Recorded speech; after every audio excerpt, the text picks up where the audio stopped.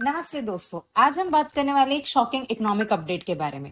India का net FDI financial year 2025 में 96.5% गिर गया है। लेकिन इसका मतलब क्या है और क्या ये इकोनॉमी के लिए डेंजर साइन है? चलिए सिंपल और आसान भाषा में समझते हैं। सबसे पहले what's the headline? Actually headline है क्या? फाइनेंशियल ईयर 2025 अप्रैल 2024 से मार्च 2025 के दौरान इंडिया का नेट एफडीआई सिर्फ $353 मिलियन रहा। पिछले साल ये $10 बिलियन था। ये पूरी 96.5% की गिरावट है, रिकॉर्ड लेवल पार। आइए अब ये देखते हैं कि what exactly is net FDI. आखिर नेट एफडीआई है क्या? नेट एफडीआई जानने से पहले ये जानेंगे कि एफडीआई क्या है। एफडीआई वो इन्वेस्टमेंट है जिसमें फॉरेन कंपनीज इंडियन बिजनेसेस में आके इन्वेस्ट करती है, जैसे कि फैक्ट्रीज खोलना या किसी प्रोजेक्ट पे कोलैबोरेट करना। It is a vote of confidence in long-term growth. Now, what is net FDI? पहले हम शुरू करेंगे gross FDI inflow से, मतलब कि total foreign investment that comes into India. जितना भी फॉरेन इन्वेस्टमेंट इंडिया में आता है उसको हम ग्रॉस एफडीआई इनफ्लो से जानते हैं। और नेट एफडीआई क्या है? Gross inflows minus outflows. Outflows जैसे कि money foreign investors take out, that is also known as रिपाट्रिएशन।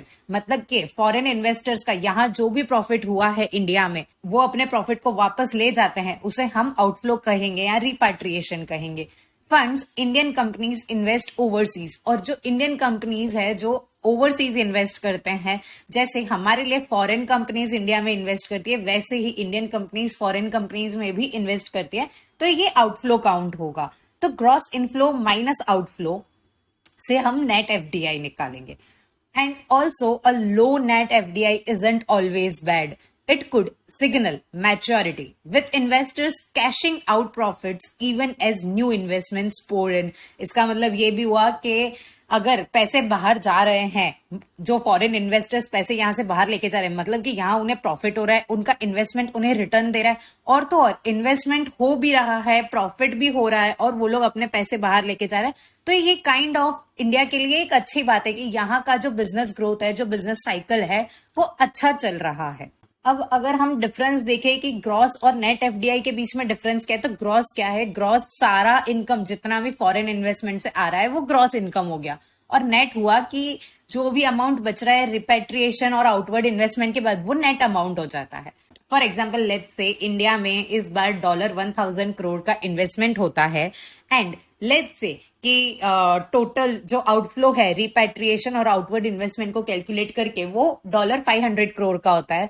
तो 1000 माइनस 500 करोड़ का जो नेट अमाउंट बचेगा वो 500 करोड़ बचेगा। दैट मीन्स जो नेट एफडीआई रहेगा इंडिया के पास, जो नेट एफडीआई बचता है वो $500 करोड़ का रहेगा।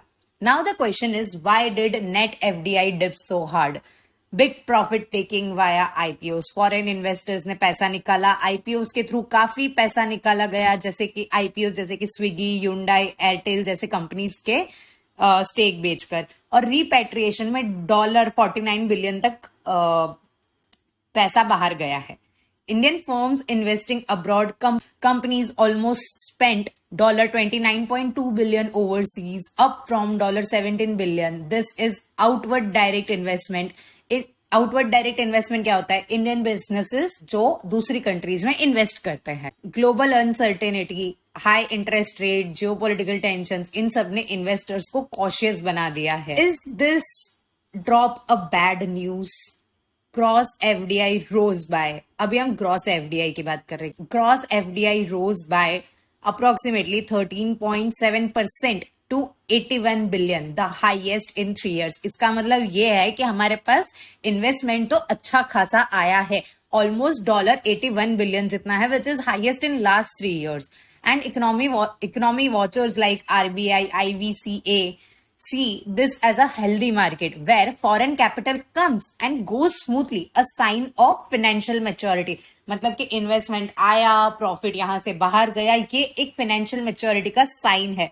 तो हमारे पास टोटल इन्वेस्टमेंट तो अच्छा खासा आया है और प्रॉफिट भी अच्छा खासा गया है, तो इसको हम एक पॉजिटिव साइन समझेंगे। ये एक साइन ऑफ फाइनेंशियल मेच्योरिटी है। तो दोस्तों सिर्फ नेट एफडीआई गिरा है, लेकिन ग्रॉस एफडीआई इनफ्लो बड़ा ही है। एफडीआई एक लॉन्ग टर्म कॉन्फिडेंस का सिग्नल होता है। जब इन्वेस्टर्स पैसा निकालते हैं इसका मतलब ये भी है कि उन्होंने प्रॉफिट कमाया है।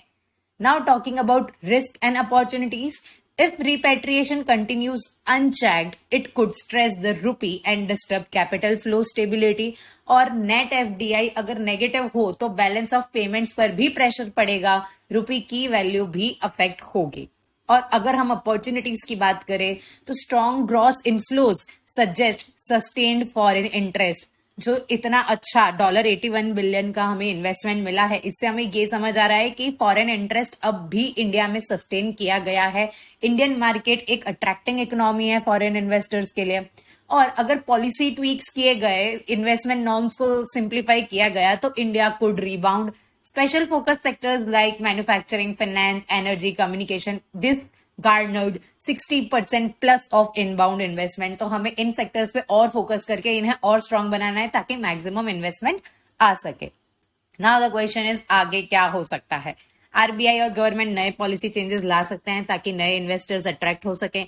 मैन्युफैक्चरिंग, टेलीकॉम, एनर्जी जैसे सेक्टर्स में एफडीआई फोकस रहने वाला है।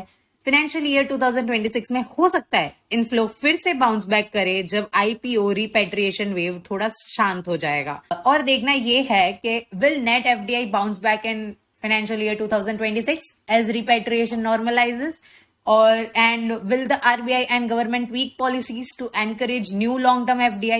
And we also have to look out how global economic shifts like interest rate changes or trade policies are impacting investor sentiments। तो दोस्तों, नेट एफडीआई का गिरना एक कंसर्न है लेकिन पैनिक का रीजन नहीं है। इंडिया में अब भी इन्वेस्टर्स का इंटरेस्ट स्ट्रांग है और अगर पॉलिसीज को ट्वीक किया गया तो आगे की रिकवरी बहुत अच्छी हो सकती है।